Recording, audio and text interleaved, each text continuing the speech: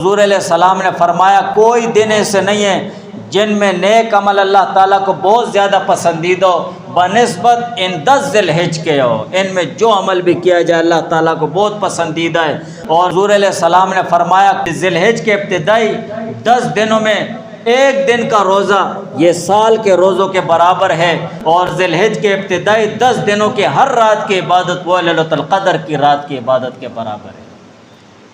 رمضان میں لیلۃ القدر تمہیں نہیں ملی، اس میں عبادت نہیں کر سکے، اس رمضان کے مہینے میں تمہارے لیے لیلۃ القدر متعین نہیں تھی، اس میں جستجو اور تلاش کی ضرورت تھی۔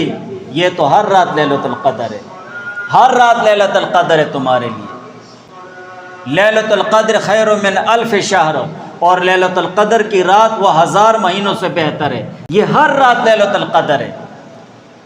حضور علیہ السلام نے فرما دیا صلی اللہ علیہ وآلہ وسلم قیام کل لیلۃ منہا بقیام لیلۃ القدر، کہ ان ذی الحج کے ابتدائی 10 دنوں کی ہر رات میں عبادت کرنا وہ لیلۃ القدر کی رات کے برابر ہے۔